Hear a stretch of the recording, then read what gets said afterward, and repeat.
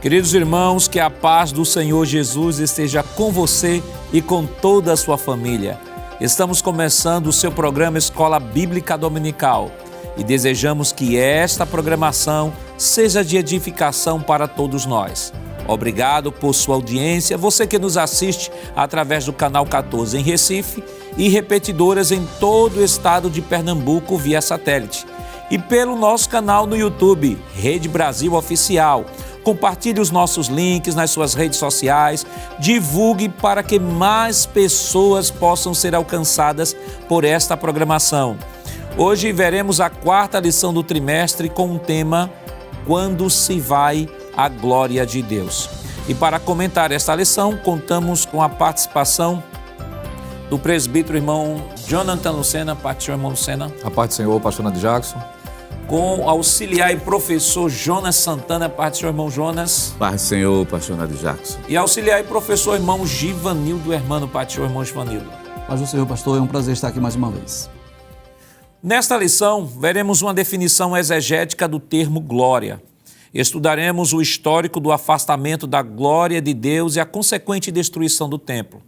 Analisaremos a restauração do templo e o retorno da glória de Deus.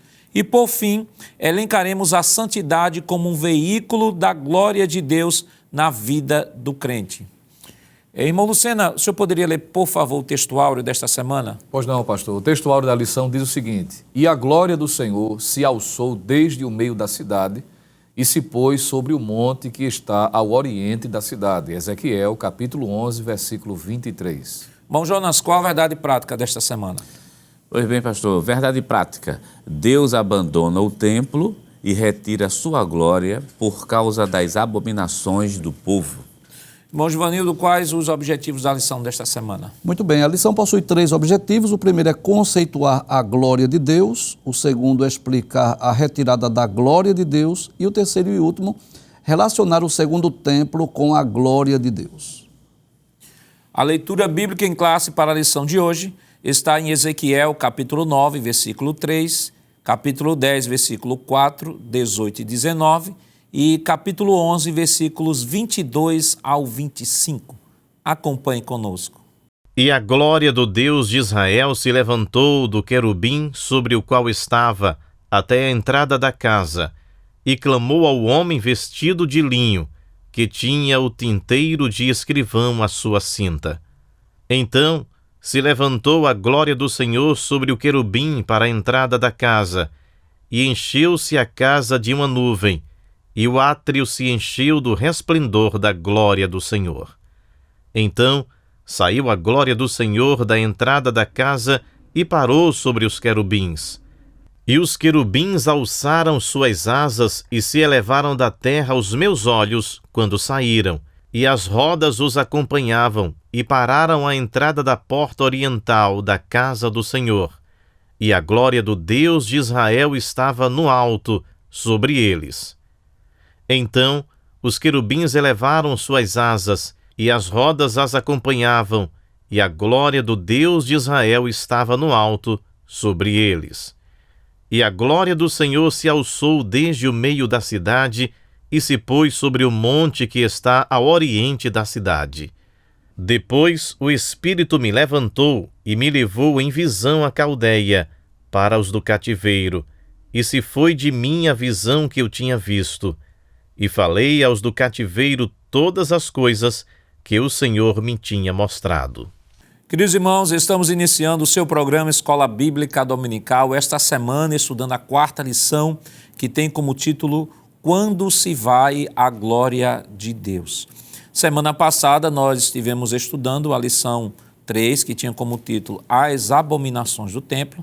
Iniciamos o estudo do capítulo 9, né, que tratou da segunda visão do profeta Ezequiel. A primeira visão, só relembrando, a primeira visão se deu lá no capítulo 1 do livro de Ezequiel, quando ele estava no rio Quebar.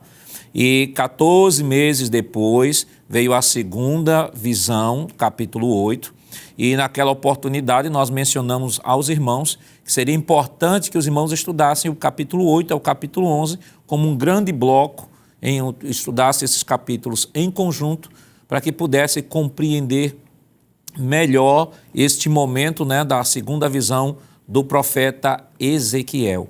Esta semana estamos estudando a lição 4, que tem como título Quando se vai a glória de Deus.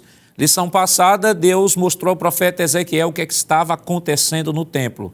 Agora, Deus, por meio do profeta Ezequiel, vai mostrar a sua glória saindo do templo. É por isso que, só relembrando aos irmãos, aquele orgulho que o povo de Israel sentia, né, que o profeta Jeremias tanto bateu em cima, né, no capítulo 7 do livro do profeta Jeremias, o povo dizia templo do Senhor, o Senhor não vai destruir seu templo porque o Senhor está no seu templo, de fato. Enquanto Deus estava no templo, o templo não foi destruído, mas o profeta Ezequiel, em sua visão, né, Deus mostrando ao profeta, dizendo, olha, o que Nabucodonosor, em outras palavras, e acréscimo nosso, claro, o que Nabucodonosor vai destruir não será o meu templo, será um mero imóvel, porque a minha glória sairá deste lugar. Então, esta semana nós estaremos estudando sobre a glória do Senhor, embora que, claro, o pastor Ezequias, a partir do livro do profeta Ezequiel, estará tratando do primeiro templo, o templo de Salomão, e depois estará tratando também do segundo templo, que é o templo de Zorobabel, que depois foi reformado, e conhecemos este templo no Novo Testamento como templo de Herodes, mas a glória do Senhor é algo até anterior ao templo de Salomão. Nós temos, por exemplo, o próprio Deus dizendo no livro de Êxodo, no capítulo 25, versículo 8, dizendo, e me farão um santuário e habitarei no meio deles. E um santuário móvel, né, embora que a lição não trate, mas só a título de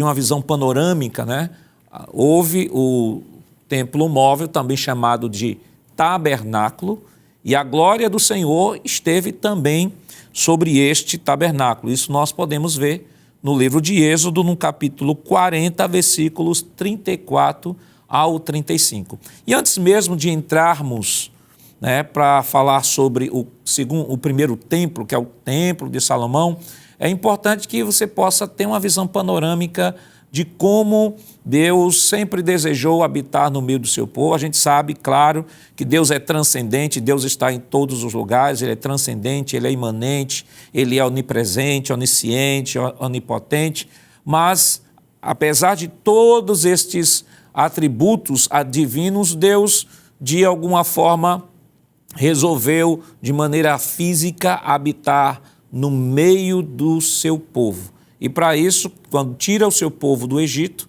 Deus estabelece ali o chamado tabernáculo, que é construído não à luz do que Moisés pensava, mas segundo o modelo que Deus havia revelado a Moisés. E nós queremos, para você, professor, enriquecer o seu conhecimento e relembrar, né? Claro que esse assunto, acredito que todos os professores já conhecem, mas sempre tem novos professores. Então, nós queremos colocar aqui um mapa da planta baixa, né, do tabernáculo.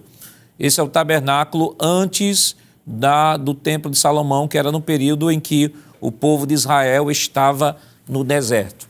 Então, como já é do conhecimento dos irmãos, né, o tabernáculo ele é dividido, né, em 3 partes. Nós temos o átrio, né, que é também chamado de pátio externo. Nós temos o chamado lugar santo ou santo lugar. Nós temos aqui, que seria a segunda seção, e nós temos o lugar santo, ou santíssimo lugar, também chamado por alguns autores. Isso aqui é a planta baixa do tabernáculo, e, por exemplo, no pátio externo nós temos aqui o altar de bronze, né, onde era feito o sacrifício. Nós temos a fonte, né, com espelhos, onde o sacerdote se lavava, né, naquele ritual, isso no primeiro átrio. Nós temos aqui na segunda seção, também chamado de segundo átrio, nós temos aqui o lugar santo, onde tinha o candelabro, o casto também chamado de castiçal, ou também chamado de menorá.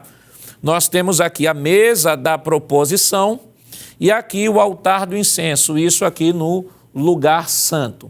E na terceira seção, ou no terceiro átrio, podemos assim dizer, está o lugar santíssimo, e aqui como é do conhecimento dos irmãos, só o sumo sacerdote poderia entrar uma vez por ano.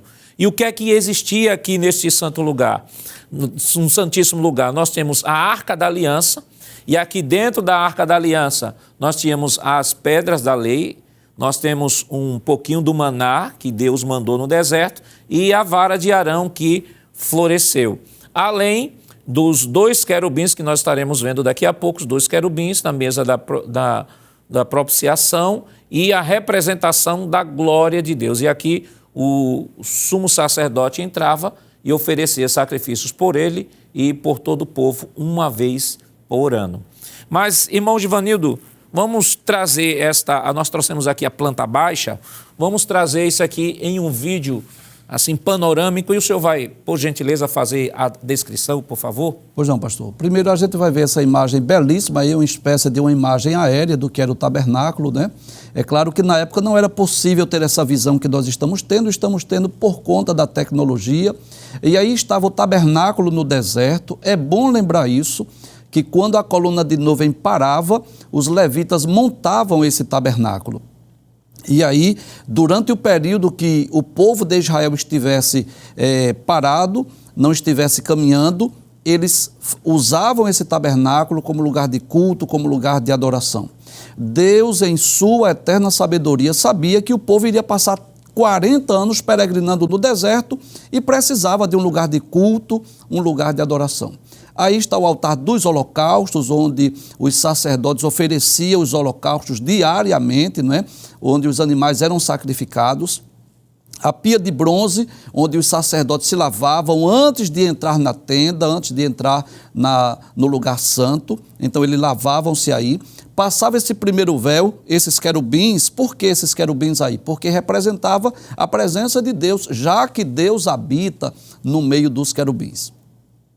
Ao entrar neste lugar santo, que os sacerdotes tinham acesso, tinham 3 peças ou 3 objetos principais. À esquerda, o candelabro, à direita, a mesa com os pães e à frente, o altar de incenso. Então, nós vamos perceber aí, peça por peça, primeiro iniciando pelo candelabro, ou menorá, que era a única luz que brilhava dentro do tabernáculo.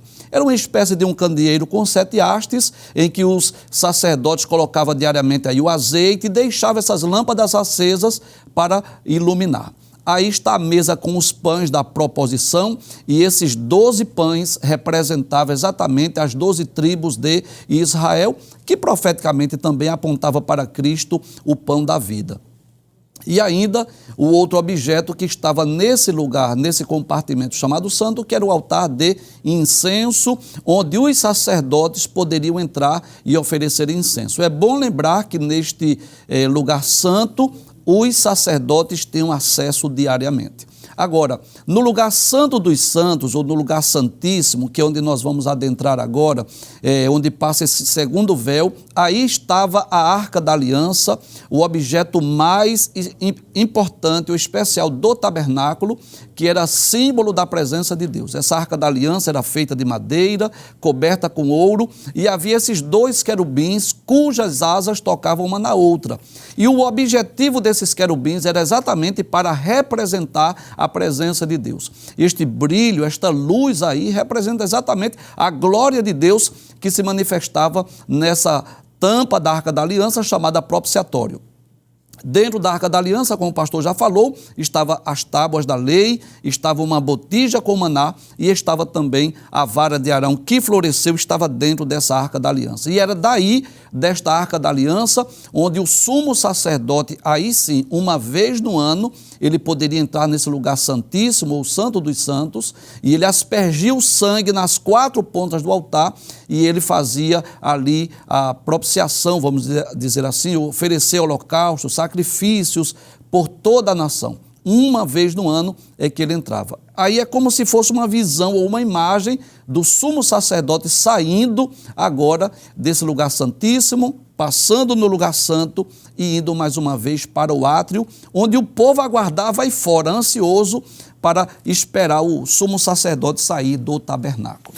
Então, como nós percebemos, já chega a dar uma emoção, né? É só imaginar que no deserto, né, o sumo sacerdote, só ele, né, irmão Lucena, tinham o privilégio de ver essa glória assim manifestada aí dentro dos santos, e não há como descrever, né? Se aqui, nesta animação promovida pela tecnologia, a gente já se emociona, avalie como o sumo sacerdote se sentia quando entrava no Santo dos Santos. Perfeitamente, pastor. Havia toda uma preparação, não é? E uma expectativa, uma vez que era uma atitude singular, um ato singular, como já foi bem descrito pelo senhor e o professor Givanildo, era uma única vez no ano. Então, uma expectativa muito grande, não é? Hoje nós temos, me permita fazer uma aplicação, hoje nós temos essa glória habitando em nós. Isso. E isso todos os dias, como Jesus disse, estarei convosco todos os dias. Mas na antiga dispensação, o sacerdote tinha apenas esse privilégio de ver o vislumbre e a manifestação, não é, da glória de Deus de forma simbólica, representativa, mostrando que era um ato, algo muito especial. Se, como o senhor disse, apenas vendo aqui o vídeo a gente se emociona, né? Imagine ele tendo essa experiência. E eu imagino o povo também, que não tinha condições de ver apenas o sumo sacerdote e ficava na expectativa. Então era um momento muito singular, muito importante. As nações elas tinham seus deuses, sacerdotes, templos, mas só Israel tinha a glória de Deus. E isso o apóstolo Paulo, irmão Lucena, ele traz aqui em Romanos capítulo 9, ele vai falar de Deus e seu povo. Ele, versículo 1 em diante, ele diz assim, estou lendo na Nova Almeida Atualizada: digo a verdade em Cristo, não minto, e a minha consciência confirma isso por meio do Espírito Santo. Sinto grande tristeza e tenho incessante dor no coração, porque eu mesmo desejaria ser amaldiçoado, separado de Cristo, por amor dos meus irmãos, meus compatriotas segundo a carne. Aí ele vai falar sobre o povo de Israel. Ele diz, veja os privilégios que Paulo descreve que o povo de Israel tinha ao ser escolhido como povo de Deus. Todas as nações, como eu disse aqui, tinham seus deuses, seus sacerdotes, seus templos, mas Israel se diferenciava das demais nações. Vejam por quê. O texto diz assim, versículo 4, são israelitas, a eles pertence a adoção, assim como a glória, as alianças, a promulgação da lei, o culto e as promessas. Versículo 5. Deles são os patriarcas e também deles descende o Cristo segundo a carne, o qual é sobre todos, Deus bendito para sempre. Amém. Então não há como descrever de outra forma privilégio ou os privilégios que Israel possuía no Antigo Testamento. E ele diz, entre tantas coisas aqui, claro, as promessas é um diferencial de Israel para com as outras nações. O culto de Israel é o diferencial. Estamos falando aqui do culto no seu sentido original, né? No sentido como Deus havia orientado, não esse culto que nós estudamos semana passada, que já estava envolvido ou misturado, né? Estava um verdadeiro sincretismo religioso. O culto, as promessas, as alianças, mas aqui eu queria destacar, já que é o tema da nossa lição, a glória. E aí, de repente, o professor, né, hoje esse termo é um termo tão utilizado, né, tão batido, né?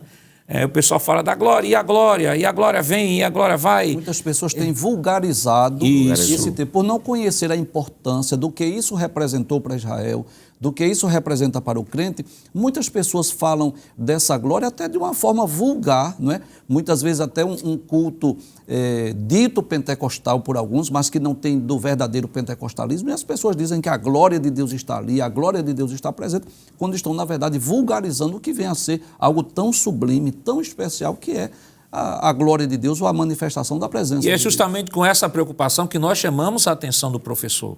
A gente sabe que há uma vulgarização desse termo, né? Existem, como descrito aqui pelo irmão Givanildo, existem ambientes em que se dizem pentecostais, mas são pseudo-pentecostais, fazendo tudo que é tipo de malabarismo e descrevendo aquilo como a glória de Deus. E o grande problema nisso é que acaba criando um novo conceito de glória, e esse conceito distorcido acaba sendo trazido, né, pelo leitor da Bíblia para dentro do texto sagrado para interpretar conforme foi dado nova compreensão. Ou seja, se fala sobre aquele movimento que não é um pentecostal, é um pseudo-pentecostalismo, se fala que ali a glória de Deus desceu, aí quando alguém se depara com esse mesmo termo, glória de Deus, aí se lembra do pseudo-pentecostalismo e pensa que são termos correlatos, são situações iguais. Não, embora que a palavra seja a mesma, mas o sentido conceitual é completamente diferente. E nada melhor do que corrigir esse conceito, senão à luz da própria Escritura. Então, irmão Lucena, vamos colocar o pingo nos is, né? Tá, o pingo nos is. Qual é a definição de glória à luz das Escrituras? Ela tem a ver com essas manifestações sobrenaturais ditas do pseudo-pentecostalismo ou há uma acepção diferente descrita pela Escritura para esse termo glória? Pois não, pastor. É muito importante, não é, trazer à lembrança o que a Bíblia de fato mostra a respeito dessa glória, a glória de Deus. A expressão, ou uma das expressões que mais se repete nesses capítulos que estão sendo estudados nesta lição, capítulo 9, capítulo 10, o capítulo de número 11, a palavra glória aparece com muita frequência. A expressão usada nesses textos é o termo kavod, não é? Ou kavod. E o pastor Ezequiel Soares, eu achei muito interessante, na lição ele fez essa referência, mas no livro de apoio da lição ele traz algumas informações adicionais. E se o senhor me permitir, eu queria ler aqui literalmente como diz no livro do pastor Ezequias, na página de número 51, que é o livro do apoio à lição. Ele diz o seguinte, é que a expressão kavod do hebraico significa, no seu sentido não teológico, literalmente a palavra significa peso, riqueza, ou glória ou honra. Mas ele diz que no seu sentido teológico deve ou pode significar a glória do Deus Jeová, a glória de Javé, que é a expressão que ele usa, ou a manifestação do próprio Deus. E ele ainda adiciona o seguinte, nas visões de Ezequiel, a expressão glória indica o resplendor pela presença do Senhor.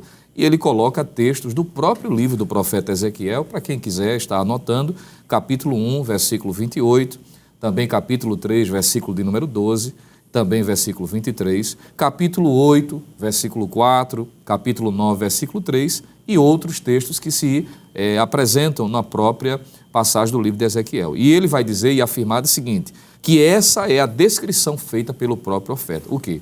Que a glória à luz desse texto, estudado na lição de hoje, é o resplendor da presença do Senhor. É a manifestação visível do próprio Deus no meio do povo. E, a propósito, em Êxodo capítulo 25, versículo 8, Deus deixou claro que na construção do tabernáculo, que foi muito bem apresentado aqui, o propósito de Deus era exatamente se manifestar dessa forma. Em Êxodo 25, versículo 8, diz assim, e me farão um santuário e habitarei no meio deles. Então a palavra glória, pastor, à luz do texto de Ezequiel, fala da presença visível, perceptível, é a presença de Deus manifesta. Claro, dentro de uma realidade dispensacional, à luz do Antigo Testamento, mas é Deus se revelando de maneira presencial, física, no meio do seu povo. É interessante nós observarmos, eu peço permissão, pastor, para nós lembrarmos que Deus sabia muito bem que o povo iria peregrinar durante 40 anos, que viriam os perigos, os obstáculos, as dificuldades,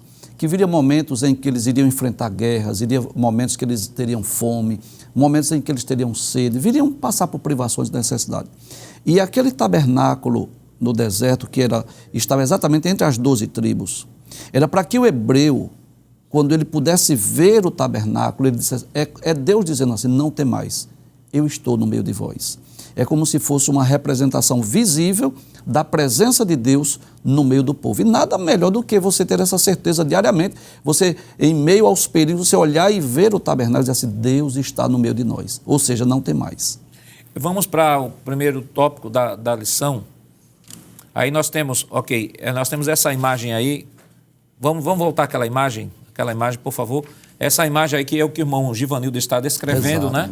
Nós temos aí o tabernáculo no centro, nós temos aí as representações das tribos, ao redor eram 12 tribos, então ficavam 4 ao sul, 3 ao sul, 3 ao norte, 3 ao leste e 3 ao oeste. E o tabernáculo deveria ficar no centro, justamente mostrando que Deus deveria ser de Deus, o centro, né, do culto, deveria estar da adoração. ali. Então aqui, claro, é uma ilustração, você pode encontrar outras ilustrações, né, outros desenhos mais mais sofisticados, né, que vão descrever cada coisa aí, mas esse aqui é para que você tenha pelo menos uma visão mais ampla, né, e panorâmica sobre o tabernáculo. Porque se estamos falando da glória, precisamos entender que esta glória não começou em Salomão, né, de maneira teofânica, é uma glória de maneira teofânica, a gente vai explicar isso. Começou no tabernáculo, que era o templo móvel, mas como já foi dito aqui, né, Deus já estava falando ao povo que haveria de construir um lugar fixo onde Deus pudesse ser adorado. Isso aí é a questão do segundo templo. Mas antes de falar do primeiro templo, fixo, nós vamos para o primeiro tópico da nossa lição, né, o significado de glória. Já foi descrito aqui pelo irmão Lucena, né, e a glória de Deus. Irmão Jonas, o que é que a gente poderia acrescentar a essa questão da glória e a glória de Deus diante do que já foi exposto? É uma questão muito interessante concernente à glória de Deus, que ela está ligada absolutamente à santidade de Deus. A Bíblia é a palavra-chave, por sinal, que foi feita citação aqui pelo esboço da superintendência, diz que a glória de Deus é a revelação do seu próprio ser, da sua natureza. Então, significa que glória está ligado também à santidade. Isso significa que quando o povo de Israel, fazendo referência ao livro de Ezequiel especificamente, quando as abominações foram tomando conta do templo e essas abominações não foram corrigidas, logo Deus não pode permanecer junto, a sua santidade não suporta justamente conviver com o pecado. Então o que é que acontece? Quando a glória vai embora, significa que a santidade já não existia mais naquele local. É isso que a gente tem que deixar bem claro para o professor. Outra coisa referente à glória de Deus, que é o tópico 1 e o item 2 da lição, que ele diz que essa glória se manifestou lá no tabernáculo, Êxodo capítulo 40, versículo número 35, mas também se manifestou na inauguração do templo de Salomão.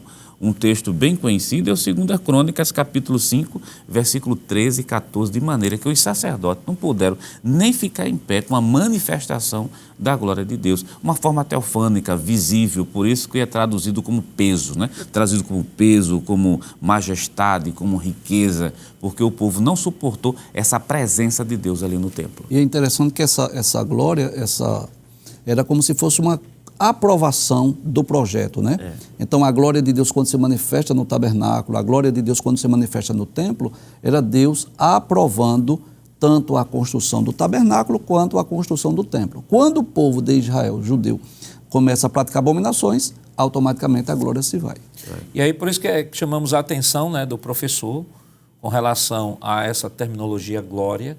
É importante que o professor possa compreender perfeitamente o sentido do termo, como foi descrito aqui, né? O termo originalmente, né, como já foi falado aqui pelo presbítero irmão Lucena, né, ele tem um sentido de riqueza, tem um sentido de peso, mas teologicamente no livro de Ezequiel foi descrito aqui a sua conceituação, e dependendo do contexto onde a palavra possa aparecer, né, ela pode ter um significado completamente diferente. Então, chamamos a atenção do professor para o cuidado que deve ter na análise da palavra, não fazer uma exegese apenas da palavra estritamente, né, dizer assim, olha, essa palavra significa isso, então em todos os lugares que aparecer na Bíblia, ela vai significar isso, né? Isso já pela própria conversa que tivemos aqui sobre o termo glória e glória de Deus, já fica claro que esse termo ele pode ter diversas acepções, mas na acepção que nós estamos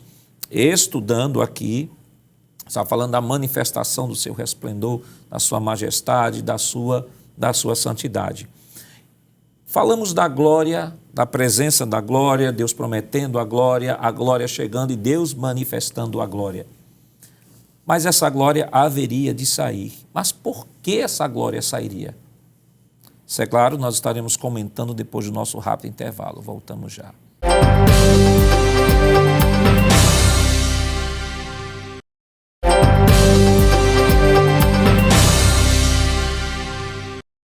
Queridos irmãos, estamos de volta em seu programa Escola Bíblica Dominical, esta semana estudando a 4ª lição, que tem como título Quando se vai a glória de Deus.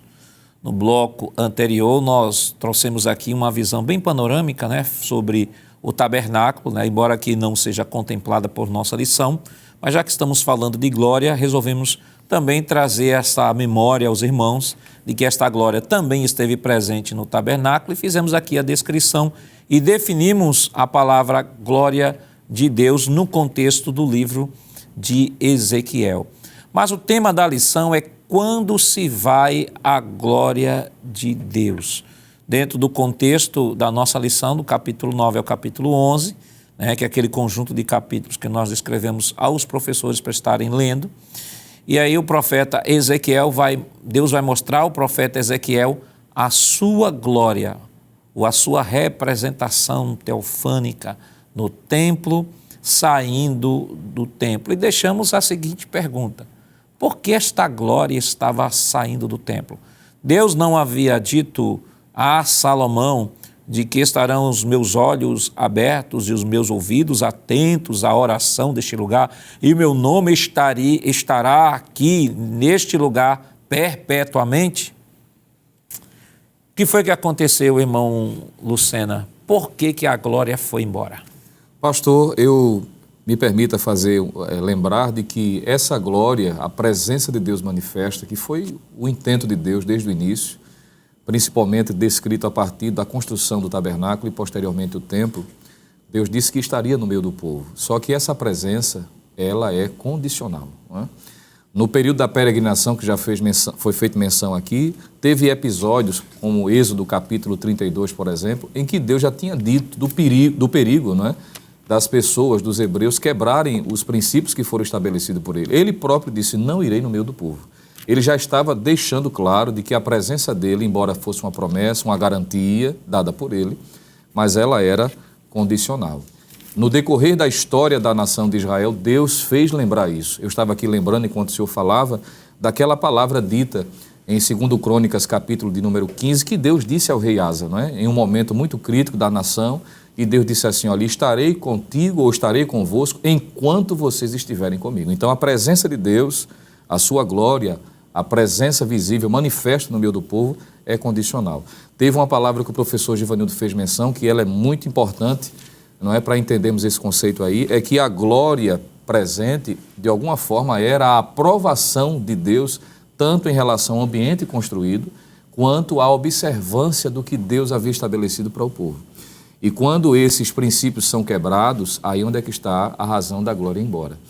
Deus já tinha dito, já foi inclusive objeto de estudo na lição anterior, mas é bom lembrarmos, Ezequiel capítulo de número 8, o versículo de número 6, Deus já tinha dito naquela visão que Deus deu a Ezequiel, ele disse o seguinte: e disse-me, filho do homem, vês tu o que eles estão fazendo?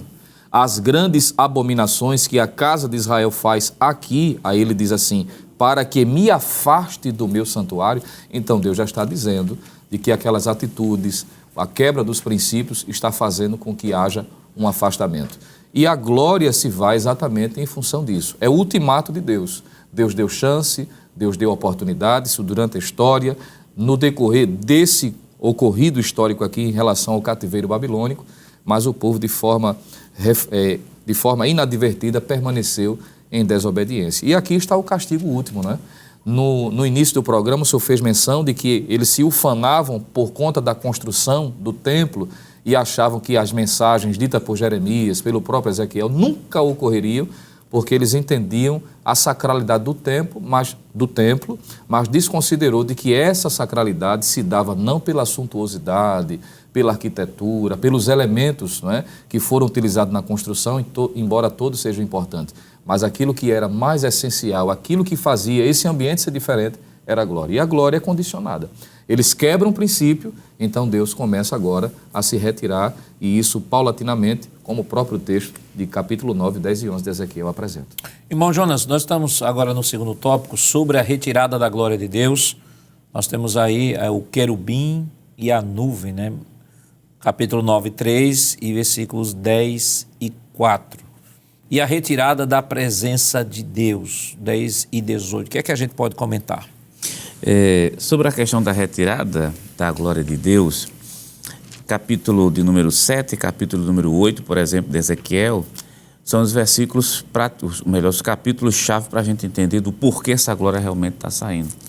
E eu acho que é bom lembrar também o capítulo 7, versículo número 4, alguns versículos soltos, para entender essa questão da glória que vai sair imediatamente de cima dos querubins. O capítulo 7, versículo 4 de Ezequiel diz assim, vou fazer só menção de alguns trechos. As tuas abominações estão no meio de ti, que é o primeiro ponto. Capítulo 7, versículo 19, né?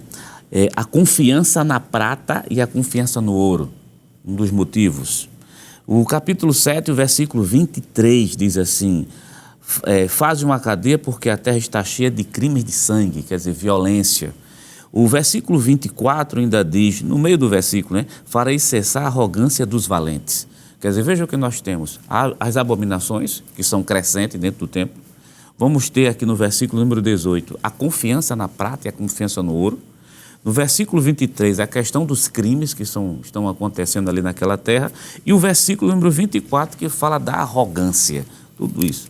Além disso, vem no capítulo 8, com todas as sortes de abominações. Verás abominação maior do que essa. É sempre assim esse refrão, né? Nós temos capítulo 8, como já foi citado, capítulo 8, versículo 3, capítulo 8, versículo número 6. Verás maiores abominações do que essa. E existe um versículo, que é o capítulo 5 de Ezequiel e o versículo 6, que diz que Israel cometeu mais impiedade do que todas as nações que estavam ao redor delas.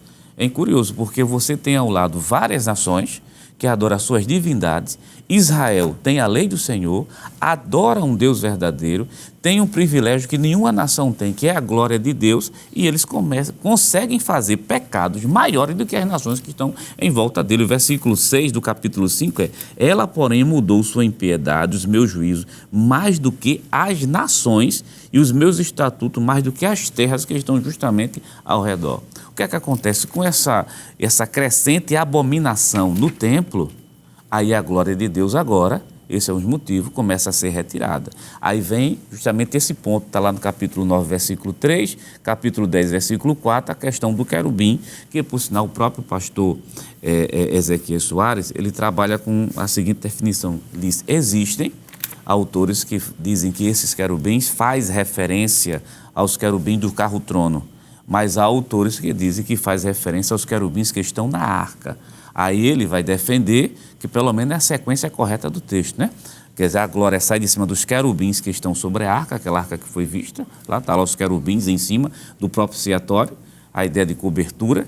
Ele sai justamente dali, vai para o pátio, para do pátio justamente ir para o monte, quer dizer, a sequência, a retirada é de maneira paulatina. Deus estava mostrando que essa glória iria sair gradativamente, né? Iria se afastando aos poucos. Justamente, se afastando aos poucos, e o povo tão envolvido na idolatria, a gente vai ter... Que não percebe. Que não percebe, porque tem idolatria visível, está lá o Deus Tamuz, mas tem aquela idolatria que só é vista quando Deus de Ezequiel cava o buraco, para tu ver o que está acontecendo do outro lado. Tu vai ver répteis, que a palavra réptil que está sendo utilizada ali, são para animais pequenos, né? Para lavas, para coisas que estão escondidas.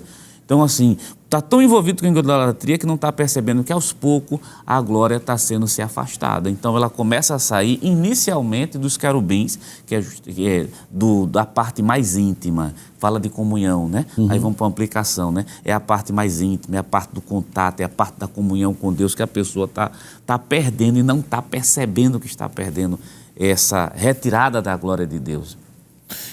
Irmão Givanildo, eu acho interessante, né, que ainda no ponto 2, por fim a glória de Deus se pôs sobre o Monte das Oliveiras. Esse Monte das Oliveiras, aliás, ele tem um papel especial dentro da escatologia bíblica, porque, por exemplo, aqueles diz que a glória saiu do templo e do Monte das Oliveiras subiu aos céus. Nós temos o Senhor Jesus, lá no capítulo 24 do livro de Mateus, isso, dando o sermão escatológico no Monte das Oliveiras. Nós temos Jesus em Atos 1 e 9, subindo aos céus a partir do Monte das Oliveiras. E nós temos também, ainda na escatologia bíblica, Zacarias 14:4, mostrando Jesus descendo sobre o Monte das Oliveiras. Então, há um sentido, de alguma forma, aqui, desse Monte das Oliveiras no plano escatológico. Assim como a nação de Israel, né, o povo judeu, foi, digamos assim, o povo onde Deus se manifestou. Nós podemos dizer que esse Monte das Oliveiras, ele tem uma importância muito grande dentro do livro de Ezequiel e dentro da escatologia bíblica, né?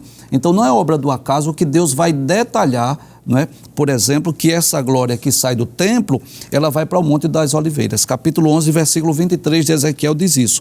E a glória do Senhor se alçou desde o meio da cidade e se pôs sobre o monte que está ao oriente da cidade. E esse monte aí é o Monte das Oliveiras, onde a glória vai antes de subir aos céus.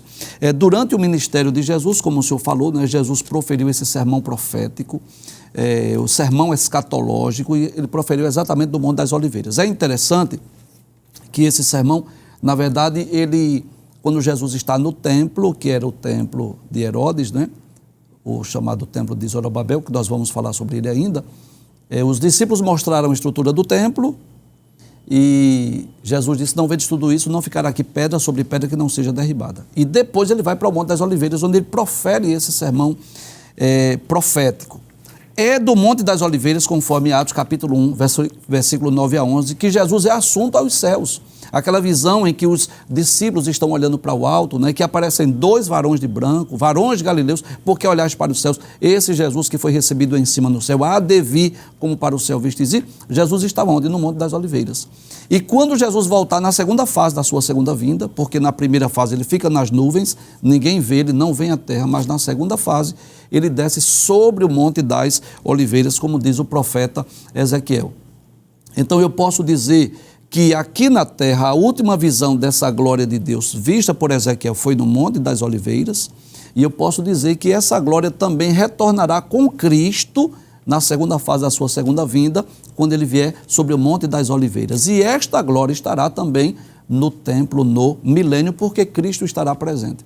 Então este templo, eu posso dizer assim, que ele entra em destaque nesta lição exatamente por conta desta glória que é vista pela última vez no templo e que volta mais uma vez à terra quando Cristo estiver descendo sobre as nuvens do céu com poder e grande glória.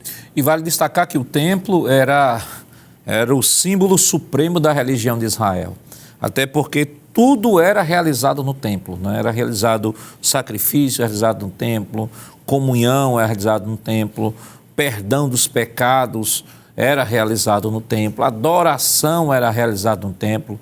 O judeu que vivia fora de Israel tinha que pelo menos vir 3 vezes ao ano, né, vir participar das principais festas no templo. Então não tinha, né, daí a gente já pode entender, e quando passamos a entender a importância do templo para Israel no Antigo Testamento, passamos a entender de fato o que representava essa saída da glória de Deus no seu templo. É como houvesse um esvaziamento da religião, como se a Israel, que tinha a glória, como já foi dito aqui, já foi lido aqui em Romanos 9,4, aquela glória, tirando aquela glória, eles ficavam iguais às religiões dos povos que estavam ao redor. Tinha um templo, tinham sacerdotes, tinham sacrifícios, mas não tinham a glória. E a glória de Deus ao sair do templo, então isso significava o juízo de Deus sobre a nação, né, irmão Lucena? Vamos agora para o segundo templo, que é o terceiro tópico da nossa lição, segundo templo. Por que segundo templo? Porque o templo da visão é o primeiro templo, que é o templo de Salomão. Nós descrevemos aqui, falamos aqui um pouco sobre o tabernáculo, mas o tabernáculo é um templo móvel, é um templo móvel. É o templo que Deus queria se manifestar no meio de Israel, enquanto Israel fosse um povo peregrino. Então nós não estamos contando, não está se contando aqui o tabernáculo. Se estamos falando do segundo templo, não é o templo de Salomão, porque o templo de Salomão está contido nesta visão que ele já existia. Estamos falando agora do segundo templo, o templo de Zorobabel. O que é que a gente pode comentar, irmão Lucena? Pois não, pastor. Esse segundo templo, ele ocorre em um momento áureo também da história da nação, uma vez que o cativeiro já havia passado, né? Deus tinha julgado, o período do cativeiro foi concluído, e este grupo, juntamente com Zorobabel, recebeu a oportunidade de retornar e reconstruir o que já o senhor bem mencionou, o que era considerado como o maior símbolo religioso da nação, o templo, o lugar de adoração. A dificuldade, e isso fica retratado quando lemos o livro de Ageu, é que para o remanescente, não é? Ou aqueles que vislumbraram e viram a construção do primeiro templo por Salomão, que era consideravelmente superior, tanto na sua estrutura, no seu diâmetro, posso assim dizer, e eles começam a fazer comparações, eles ficam frustrados e desanimados. E foi preciso Deus se utilizar do profeta Ageu para lembrar algumas coisas, e entre estas, dizer que ele, o Senhor, é o dono do ouro e da prata, e que eles deveriam colocar a construção como prioridade. Muitos estavam a fim de questões pessoais, negligenciando quanto à casa do Senhor e dando prioridade às suas próprias coisas pessoais. E Deus traz uma palavra de advertência. E dentro desta palavra, Deus dá uma palavra de ânimo, dizendo que, embora o templo que está sendo reconstruído nesse período não se compare ao templo anterior, mas, como já falamos, o que é essencial e o que fez diferença no tabernáculo, porque se fôssemos também comparar o tabernáculo, a construção feita por Salomão, também não tinha como se comparar quanto à beleza estética. Mas o que faz a diferença, seja no tabernáculo, no templo e agora nesse segundo templo, que passa a ser reconstruído no período de Zorobabel, é a glória de Deus. E foi Deus quem disse que a glória da segunda casa seria maior do que a primeira. E a glória aí, claro, a gente sabe que não é questão arquitetônica. O próprio comentarista, o pastor Ezequias, faz menção, quando trata sobre esse assunto, lembrando, não é, que não era uma construção com a mesma dimensão, nem beleza arquitetônica da primeira casa, e não dava, consequentemente, para comparar. E ele lembra Ageu 2 e 3, que é onde Deus faz menção a isto. Mas o pensamento aqui, e isso vai se cumprir, como já foi bem descrito pelo professor Givanildo, de que o retorno da glória de Deus dentro do contexto escatológico, aí sim, seria algo superior. Então, a glória de Deus é o que vai fazer a diferença. A estrutura não se compara, obviamente, ao templo de Salomão, mas a glória seria maior, porque aí seria o próprio Cristo manifesto, né? Era o próprio Cristo adentrando aquele ambiente, como já vimos aqui em vários aspectos descritos dentro da escatologia. E aqui nós temos uma ilustração, né, do que seria o templo de Zorobabel, né, mais ou menos uma ideia, e dava, irmão Jonas, para entender, né, o texto lá de Esdras, no capítulo 6, versículo 16, diz assim: os filhos de Israel, os sacerdotes, os levitas e o restante dos exilados celebraram com alegria a dedicação desta casa de Deus. Para a edificação desta casa de Deus, ofereceram 100 novilhos, 200 carneiros, 400 cordeiros e 12 cabritos para a oferta do pecado de todo Israel. Segundo o número das tribos de Israel, estabeleceram o sacerdote nos seus turnos e os levitas nas suas divisões para o serviço de Deus em Jerusalém, segundo está escrito no livro de Moisés. Então, houve alegria.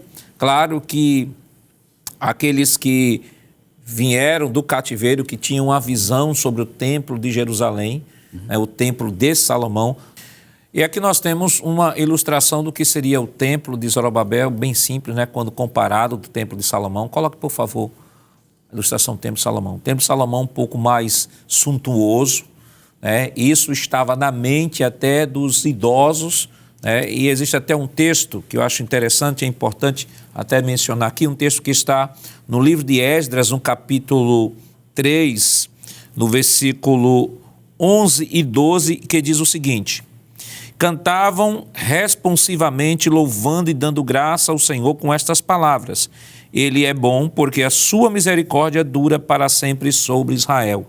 E todo o povo jubilou com altas vozes, louvando ao Senhor, por terem sido lançados os alicerces da casa do Senhor. Então nós temos aqui um grupo que está vendo os alicerces sendo lançados, louvando a Deus, agradecendo a Deus, que estavam no cativeiro, não tinham templo. Tinha sim as sinagogas, mas a sinagoga não se oferecia sacrifício. Os sacrifícios cessaram quando o templo foi destruído. E aqui nós estamos falando do pós-exílio, né? No pós-exílio. Então o povo se alegrou porque viu as bases sendo lançadas, mas observe no versículo 12 a informação que Esdras nos dá. Porém, muitos dos sacerdotes, levitas e chefes de famílias, já idosos, que tinham visto o primeiro templo, choraram em alta voz quando, diante de seus olhos, foram lançados alicerces deste templo. Muitos, no entanto, levantavam as vozes com grito de alegria. Versículo 13. E assim não se podiam distinguir as vozes de alegria das vozes de choro do povo, pois o povo gritava tão alto que as vozes se ouviam de longe. Então nós temos aqui dois grupos, né? O grupo que viu o primeiro templo e quando vê a ilustração, por gentileza, a ilustração do templo de Zorobabel, o templo de Zorobabel, então olha e faz a comparação entre a suntuosidade do templo de Jerusalém com o templo de Zorobabel, começa a dizer, meu Deus, é pequeno demais para o meu Deus. Para aqueles que nunca viram o templo de Salomão, lançar as bases do templo e ver o templo de Zorobabel sendo erguido era motivo de gozo. Então, veja, você pode, do mesmo ponto, você pode ter perspectivas diferentes. Reações diferentes. Você tem uma bênção de Deus que pode ser vista como algo não tão abençoador e pode ser vista como algo de grande bênção para o povo. Então, nós temos as duas perspectivas. Então, no templo de Zorobabel, nós temos esse templo de Zorobabel, que é o templo do pós-cativeiro, né? O povo está retornando com Esdras, o povo todo vai fazer o templo de Zorobabel, e esse templo vai passar por uma reforma, né? E aí nós temos o templo de Herodes. Por favor, a ilustração do templo de Herodes. Vale destacar, irmão Givanildo, que esse templo de Herodes, ele é, na verdade, um templo reformado, que seria o segundo templo ainda, né? Não podemos chamá-lo de terceiro templo, né? Porque o terceiro templo é o que ainda será construído. Então, o templo de Salomão foi destruído por Nabucodonosor. Então, nos dias de Ciro, né, que ele autorizou Esdras, Neemias e Zorobabel reconstruir o templo, de forma mais específica, Zorobabel, quando eles retornaram do cativeiro. Inclusive, é bom nós lembrarmos, eu gosto muito desse texto, que quando Ciro torna-se, né, o rei da Pérsia, capítulo 1, versículos 2, dos versículos 1 a 3 de Esdras, é um texto maravilhoso, belíssimo. Ele diz assim: no primeiro ano de Ciro, rei da Pérsia, para que se cumprisse a palavra do Senhor por boca de Jeremias, despertou o Senhor o espírito de Ciro, rei da Pérsia, o qual fez passar pregão por todo o seu reino, como também por escrito, dizendo: assim diz Ciro, rei da Pérsia, o Senhor Deus dos céus me deu todos os reinos da terra, e ele me encarregou de lhe edificar uma casa em Jerusalém, que é em Judá. Quem há entre vós, de todo o seu povo, seja seu Deus com ele, e suba a Jerusalém, que é em Judá, e edifique a casa do Senhor, Deus de Israel. Ele é o Deus que habita em Jerusalém. Ou seja, Ciro tinha essa consciência que ele foi escolhido por Deus para fazer com que o templo em Jerusalém fosse reerguido. Então Zorobabel lança os fundamentos, né? Zorobabel vai para reconstruir o templo, Esdras para restaurar o culto e Neemias depois para restaurar os muros de Jerusalém. Este é o segundo templo que cerca de 15 anos antes de Cristo. Isso é um marco histórico, não é obra do acaso, né? É claro que o objetivo humano de Herodes era agradar os judeus, mas havia um objetivo divino. Deus queria que esse templo fosse restaurado porque a glória iria entrar mais uma vez e dessa feita através de Cristo, né? Então esse templo que foi restaurado por Herodes não pode ser chamado de terceiro templo, ainda é o segundo porque foi uma reforma. O terceiro templo ainda será reerguido no futuro. Então, de modo geral, nós falamos sobre o tabernáculo, que é o templo móvel, falamos sobre o primeiro templo, que é o templo de Salomão, que é contemplado na visão do profeta Ezequiel. Deus mostra a Ezequiel de que sua glória haveria de sair do templo de Salomão, como de fato aconteceu na destruição do templo. Nós temos o pós-exílio também trazido aqui na nossa lição, falando sobre o segundo templo, que é o templo de Zorobabel. Mas qual é o significado, né, deste templo de Zorobabel, ou também chamado no Novo Testamento de templo de Herodes, para a revelação do Senhor Jesus Cristo? Nós não vimos no templo de Zorobabel, como o que foi dito pelo profeta Ageu, de que a glória da segunda casa será maior que a da primeira. Nós vimos a glória de Deus no tabernáculo. Nós vimos e mencionamos a glória de Deus no Templo de Salomão, no segundo livro das Crônicas, capítulo 7, versículos 1 e 2. Mas no Templo de Zorobabel, a Bíblia não menciona nenhuma glória, nenhuma representação teofânica, não mostra nem a inauguração deste templo. Mas como podemos entender esta mensagem de Ageu? Não saia daí, nós estaremos comentando isso depois do nosso rápido intervalo. Voltamos já.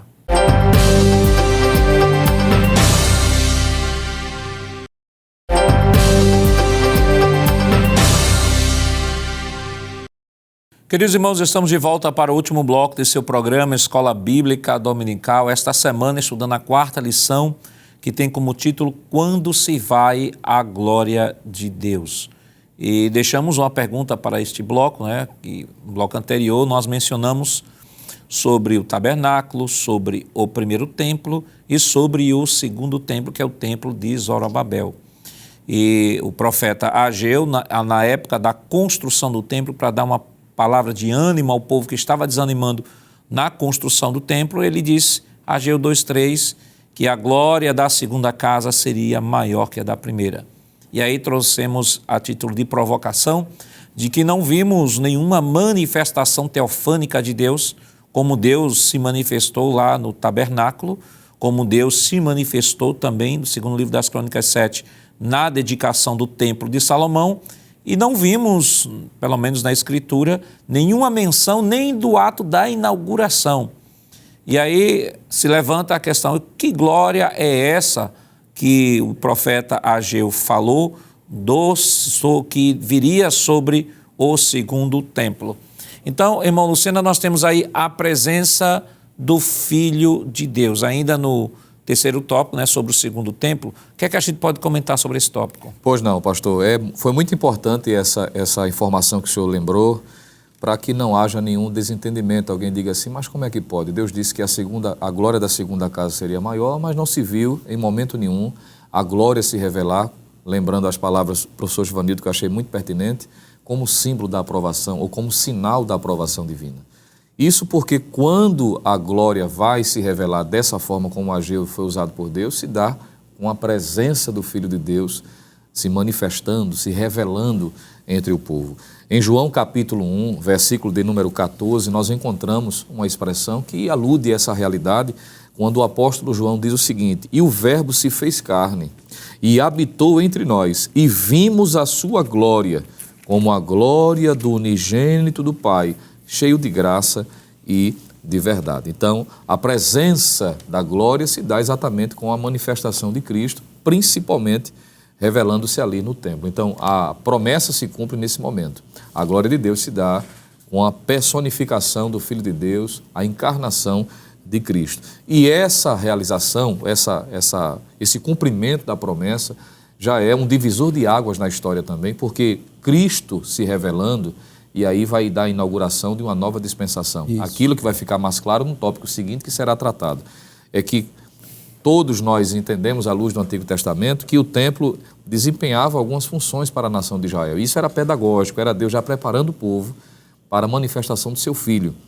No templo era o lugar de perdão, no templo era o lugar de encontro, da presença divina manifesta, e era o centro da espiritualidade da nação de Israel. E com o advento de Cristo agora, da sua encarnação, ele vai realizar todos esses propósitos uma vez por todas. Claro que vai ser dito de que o templo, o lugar de encontro, não é? Em uma outra perspectiva, não vai deixar de ser importante. Sim. Mas o templo nos moldes, como o tabernáculo, como o templo no período de Salomão, Ageu e Herodes, ele vai se cumprir o seu propósito na pessoa de Cristo, como fica claro quando lemos o Novo Testamento. Só a título de curiosidade, né, nós mencionamos que a Bíblia não menciona, né, a inauguração do templo de Herodes. De fato, a Bíblia não menciona isso, mas temos esta informação no livro de Flávio Josefo, como também no livro de Macabeus, né? 1 Macabeus vai informar a festa de dedicação do templo. E, aliás, a Bíblia menciona não a dedicação, mas a comemoração dessa festa da dedicação, em que Jesus também estava em Jerusalém no momento da festa. Isso a gente pode ver em João capítulo 10, versículo 22, diz o seguinte: celebrava-se em Jerusalém a festa da dedicação. Era inverno, versículo 23. Jesus passeava no templo no pórtico de Salomão.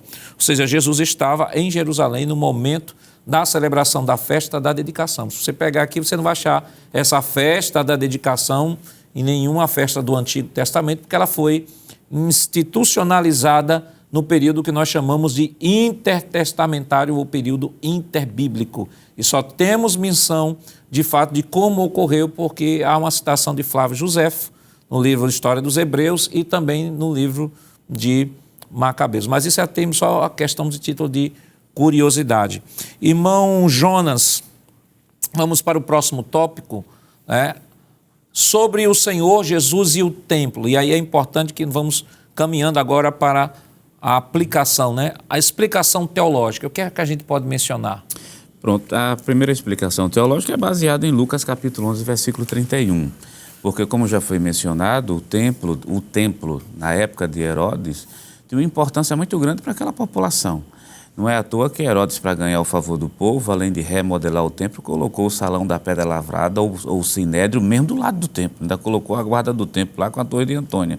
Então aquilo era chamava a atenção de todo mundo. Não era à toa que os discípulos, no capítulo 24 de Mateus, diz de maneira muito clara: Senhor, vede o templo, quer dizer, vede a construção magnífica tem aqui. Aí a resposta de Jesus, a gente vai encontrar: eis aqui quem é maior do que o templo de Salomão. Quer dizer, vai na contramão daquilo que se passa, daquilo que os judeus diziam. Mateus capítulo 12, versículo 6 diz assim: está aqui quem é maior do que o templo de Salomão. Aí a gente já tem a explicação teológica. Quer dizer, a glória de Deus se manifestou, como diz capítulo 1, versículo 4 de João, vimos a sua glória, Hebreus capítulo 1, versículo 3, Jesus expressa a imagem da sua glória, justamente essa glória que chega agora nesse templo, através da pessoa bendita de nosso Senhor e Salvador Jesus Cristo. Então, aqui a gente tem a primeira explicação teológica. E a segunda explicação teológica, que é aquilo que se fazia no templo, agora, como já foi mencionado pelo presbítero, se faz e se realiza a partir do nosso Senhor e Salvador Jesus Cristo. Agora, lembrando de uma coisa, quando Jesus vai embora, ou melhor, quando Jesus é assunto aos céus, o templo vai ser destruído. Então, o templo perde a sua finalidade ali, para esse momento, para deixar claro que nós somos templo de Deus e que a igreja precisa de um templo, para não achar que se o templo foi destruído e Jesus foi embora, a gente não precisa de congregar. Esse é um ponto que o irmão Jonas tocou, que possivelmente pode ser que tenha alguma dúvida em sala de aula, irmão Givanildo.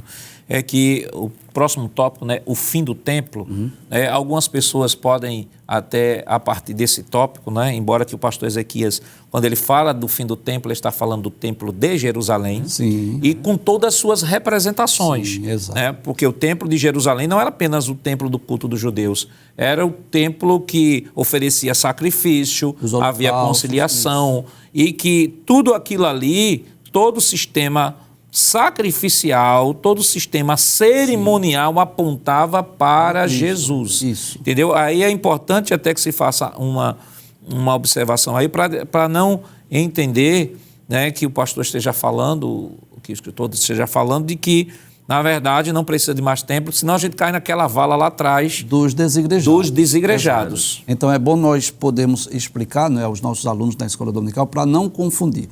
O final do templo era nesse sentido, porque quando Cristo veio, né, deu a sua vida por nós, inclusive a Bíblia deixa bem claro, Mateus capítulo 27, versículo 51, que o véu do templo rasgou-se, né, de alto a baixo, ou seja, dando início a uma nova dispensação, que hoje nós não precisamos mais do templo como aquele lugar de oferecer holocaustos, oferecer sacrifícios, que esse é o grande anelo dos judeus.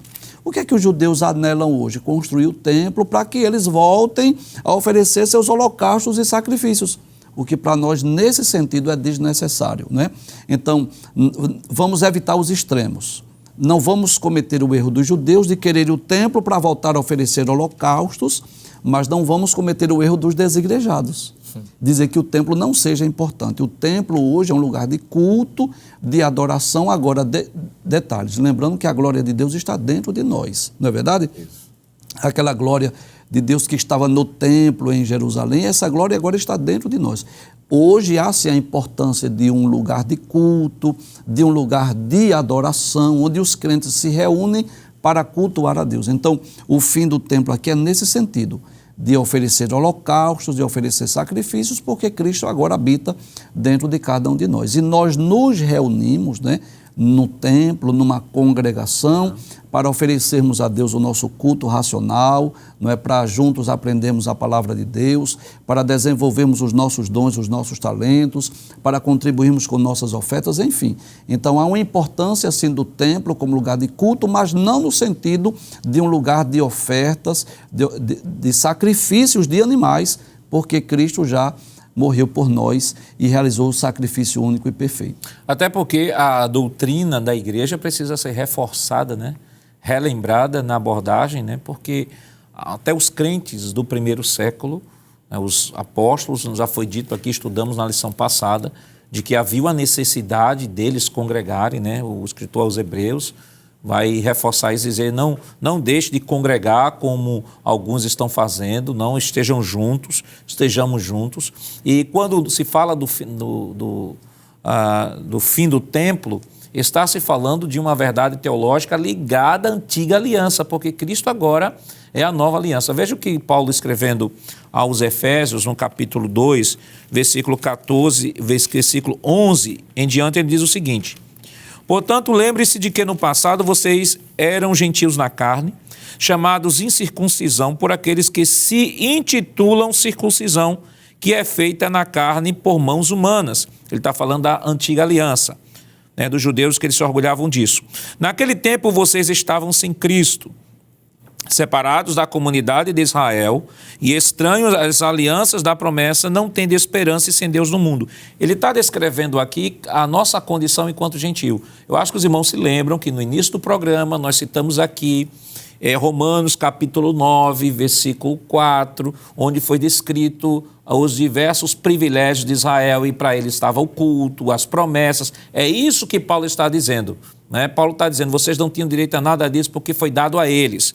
Mas continuando aqui o texto, ele diz o seguinte: mas agora, em Cristo Jesus, vocês que antes estavam longe, foram aproximados pelo sangue de Cristo, porque Ele é a nossa paz.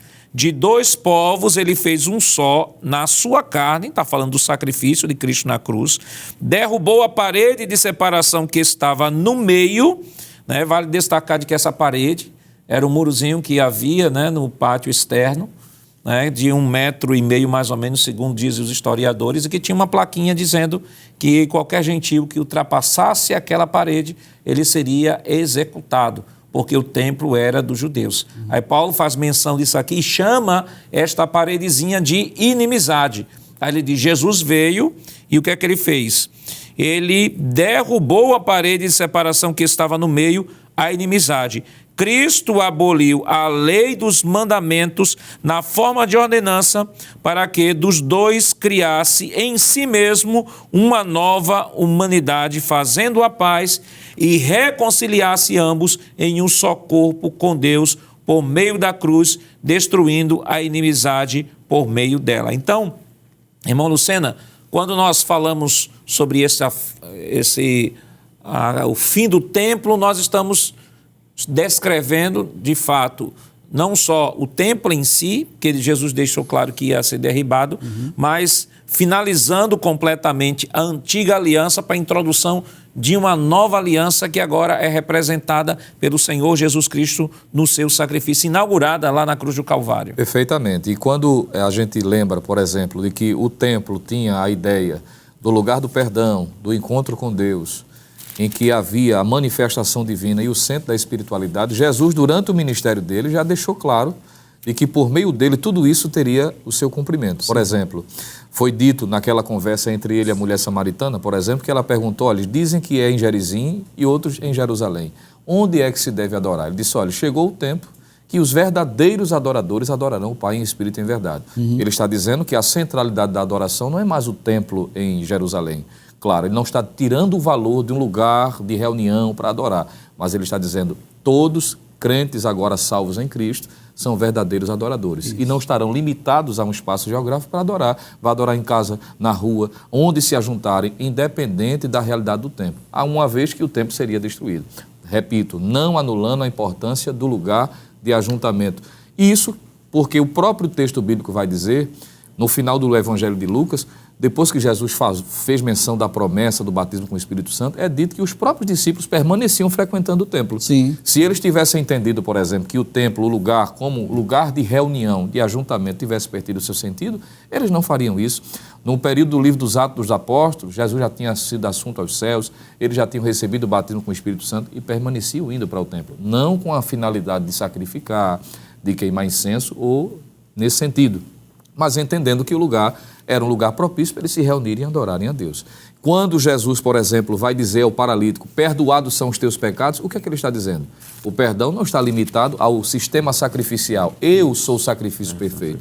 O perdão parte de mim, porque tudo aquilo que era apresentado no santuário era a representação do próprio Cristo. Então, esses detalhes, quando a gente vai harmonizando com as afirmações que foram ditas pelo professor Jonas, Lucas 11:31, Mateus 12:6 e o próprio Marcos 2:5 que eu acabei de citar, aponta para essa realidade. O templo cumpriu a sua finalidade. Quanto ao templo de Salomão, veja que é dito o templo, não é um templo, é o templo específico, elaborado, criado, que já foi bem descrito aqui. E agora em Cristo, claro, existe um lugar de ajuntamento, mas não com o propósito que se tinha do sacrifício, mostrando que em Cristo a dispensação ela é diferenciada e o sistema sacrificial com seus elementos foram cumpridos nele. E vale lembrar, né, melhor dizendo, vale lembrar de que, por exemplo, reforçando aqui que o irmão Lucena trouxe, né, que os cristãos, eles se reuniam no templo. Agora vale destacar o seguinte, aí você pode até perguntar, mas pastor, como é que eles se reuniam no templo se os cristãos não tinham templo? Uma tradução, que é a NVI, ela traduz de maneira bem cirúrgica, né? Que ela diz assim, e perseveravam unanimemente no pátio do templo. Ou seja, era justamente aquele pátio que nós descrevemos ali, que era pátio dos gentios, ou seja, a necessidade de congregar era tão grande, que ele diz, a gente não pode entrar no templo, porque o templo é dos judeus, porque tem sacrifício. Jesus é o nosso sacrifício, a gente não vai lá dentro, a gente fica aqui no pátio, mas nós vamos adorar, e por isso que os irmãos adoravam nas casas, né, ao redor da sinagoga. Depois Paulo vai lá na casa de Tirano, né, segundo diz certo historiador cristão, de que a casa de Tirano era um local que ele havia locado para se reunir com os cristãos. Então, irmão Jonas, há duas verdades que precisam ser colocadas aqui e que uma não anula a outra. Em primeiro lugar, a importância do templo para os cristãos. Sim. Sim. Templo para nós não é o lugar, não tem a mesma finalidade que o templo era para os judeus, de oferecer sacrifícios. Na verdade, o nosso sacrifício são sacrifícios de louvor. Né? Paulo deixa claro que rogo-vos, pois, irmãos, que apresenteis os vossos corpos como sacrifícios vivos, santos e agradável a Deus, que é o vosso culto racional. Ou seja, toda aquela representação que estava ali nas leis cerimoniais, a sua principiologia, ela se volta para a nossa adoração a Deus dentro do culto. Então, no templo. Então, a importância do templo. É importante que o professor foque a importância do templo para nós cristãos. Precisamos estar no templo, nos reunir no templo, adorar a Deus no templo, que o templo é o símbolo da graça de Deus, é o símbolo da misericórdia de Deus, mostra um Deus que está disposto a se comunicar com o ser humano, Deus que está disposto a estabelecer aliança, a se reconciliar o homem consigo. Então, há toda essa simbologia. Uma outra coisa, uma outra verdade que precisa ser posta, irmão Jonas, que também não anula essa, porque tem gente que anula uma em detrimento da outra, é que nós somos também templos do Espírito Santo. E aí é preciso que se aborde também de que, assim como a glória teofânica saiu do templo de Jerusalém, a glória de Deus, ou a presença de Deus, também pode sair da nossa vida, tão somente entristeçamos o Espírito Santo. Então, são duas verdades. Focar na importância do templo para a congregação, e aí lembrar aquela aula que nós tivemos lá sobre desigrejados, e focar também na importância de nós, enquanto servos de Deus, templo do Espírito Santo, vivemos uma vida de santidade, vivemos uma vida buscando o Senhor, de santificação, que isso é relevante para a nossa vida cristã. A questão todinha é não ir para os extremos, né? A questão todinha, porque se despreza o templo, né, e tirar fora de contexto, porque está se falando do templo esse templo de Salomão, que ele perde, na verdade, a sua finalidade para os judeus. E agora a gente está numa nova aliança, é outra realidade que nós estamos vivenciando. Mas essa nova realidade não exclui, por exemplo, eu não estar, por exemplo, na minha congregação. Quer dizer, uma coisa que bem evidente, tanto no templo de Salomão como também hoje, é a palavra relacionamento, porque templo envolve relacionamento. Quer dizer, se lá Deus queria se relacionar com o seu povo, hoje a gente, enquanto templo e morada do Espírito Santo, também envolve relacionamento, que não é somente relacionamento com Deus, é relacionamento também com a família da fé cristã, que nós estamos justamente ali. E a outra verdade é que, enquanto templo de Deus, temos que ter um cuidado muito grande para que essa glória também não vá, porque glória está ligado à santidade. Quer dizer, glória significa a presença real de Deus, e aonde Deus está exige obrigatoriamente santidade. Por que foi que Deus saiu? Por que foi que a glória saiu justamente do templo que Ezequiel conheceu? Por causa dos pecados. Por conta das profanações. Profanações, pecados, e foi se acumulando, e observe que sai de maneira, isso é tão importante observar isso, que vai saindo de maneira gradativa. Sem que eles percebessem, mas a glória de Deus estava se esvaindo. Da mesma maneira que as abominações foram entrando, não entraram de vez, entraram de maneira gradativa, a glória também foi entrando de maneira gradativa, porque essa limpeza não foi feita. Tem um versículo lá em Hebreus, capítulo 3 de Hebreus, e o versículo 12, que chama muita atenção.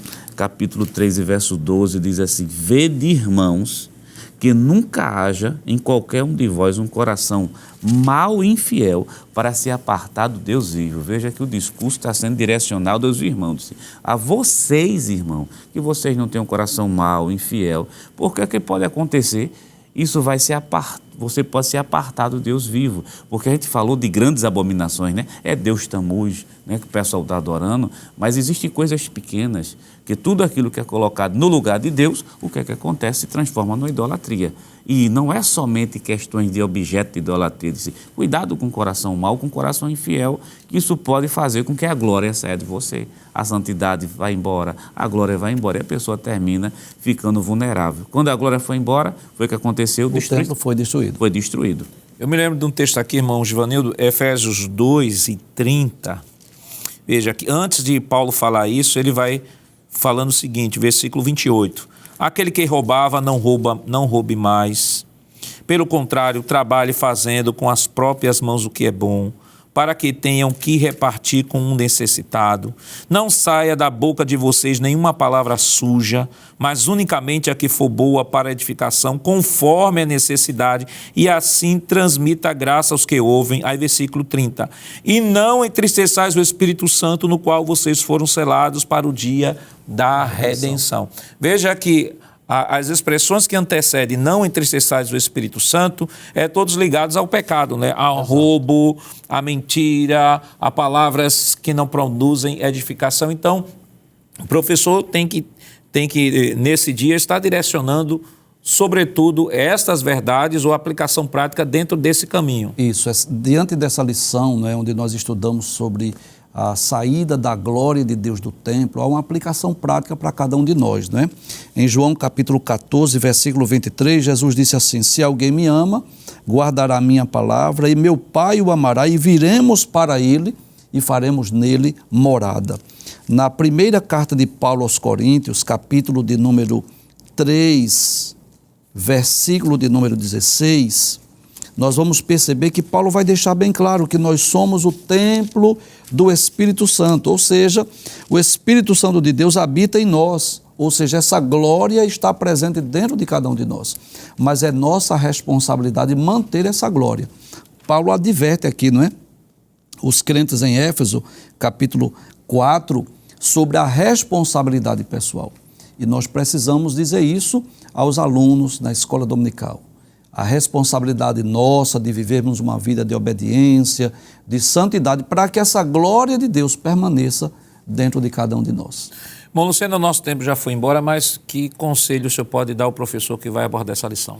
Pastor, eu diria da necessidade, claro, de mostrar a importância do templo quanto ao período desde o tabernáculo, do Templo de Salomão e todos os outros que surgiram, não é? Tanto a reconstrução como a reforma, mas sobretudo mostrar que o que é mais essencial é o que estava dentro, não é? Que era a presença de Deus, que aponta hoje, claro, para a presença do Senhor nesse templo que é o nosso corpo. Irmão Jonas? Dizer ao professor da escola dominical que cuidado com as coisas, né, que vão se acumulando na vida espiritual de uma pessoa que não seja boa. Isso pode causar o que aconteceu com o templo lá de Salomão, ser realmente destruído. Infelizmente, há coisas que vão se acumulando e a gente precisa, através da palavra de Deus, fazer essa limpeza interna, através do conhecimento da palavra. Bom, Givanildo? A aplicação prática, não deixe acontecer com você o que aconteceu com o templo em Israel. Não deixe a glória de Deus ir embora. Há um texto em Romanos, capítulo 6, que é importante que você possa abordar, você pode ler em casa, Romanos, capítulo 6, e ler também 1 Coríntios, capítulo 10, que vai lhe dar mais ferramentas para a aplicação prática desta lição. Romanos 6 e 10 diz o seguinte: pois, quanto a ter morrido de uma vez para sempre, morreu para o pecado, mas quanto a viver, vive para Deus. Está falando de nós, que nascemos de novo, que fomos inseridos no corpo de Cristo, que participamos do batismo nas águas. Ele está falando dessa verdade. E continua, versículo 11. Assim também vocês considerem-se mortos para o pecado, mas vivos para Deus em Cristo Jesus. Portanto, não permitam que o pecado reine em seu corpo mortal, fazendo com que vocês obedeçam às suas paixões. Também não ofereçam os membros do corpo do pecado como instrumentos de injustiça, mas, como pessoas que passaram da morte para a vida, ofereçam a si mesmos a Deus e ofereçam os seus membros a Deus como instrumentos de justiça. Que Deus continue lhe abençoando em nome de Jesus. Queridos irmãos, depois de uma lição tão maravilhosa, vamos orar ao Senhor. Irmão Givanildo, o senhor poderia orar conosco? Oremos então. Bendito Deus, querido Pai, quero te louvar pelo privilégio, pela oportunidade de estarmos juntos comentando esta lição. Queremos te pedir, ó Pai, continua com as mãos estendidas, abençoando o teu povo, a tua igreja. Abençoa o pastor Ailton José Alves, a diretoria da igreja, toda a superintendência das escolas bíblicas dominicais, os dirigentes, as secretárias, as coordenações do departamento infantil, todos os professores e alunos, que na ocasião da exposição desta lição, Pai, haja o crescimento espiritual, que possamos, ó Deus, fazer uma aplicação prática para a nossa vida e não venhamos jamais permitir que essa glória que saiu do templo saia das nossas vidas. Nos ajuda, Senhor, não só a entender esta lição, mas acima de tudo colocar em prática no nosso dia a dia. É o que nós te pedimos e agradecemos em nome de Jesus. Amém. Chegamos ao final deste programa. Hoje estudamos a 4ª lição com o título Quando se vai a glória de Deus. Na próxima semana estudaremos a 5ª lição com o tema Contra os falsos profetas. E esperamos contar com sua companhia. Lembrando que o programa Escola Bíblica Dominical vai ao ar na TV toda sexta às 21h30 e no sábado às 16 horas. Também está disponível no formato podcast no Spotify e em nosso canal no YouTube, Rede Brasil Oficial. Acesse o canal, se inscreva, ative o sininho e compartilhe nossa programação. Obrigado por sua audiência e até o próximo programa. Que a graça do nosso Senhor Jesus Cristo, o amor de Deus nosso Pai, a comunhão do seu Santo Espírito estejam com todos hoje e para todos sempre. Amém.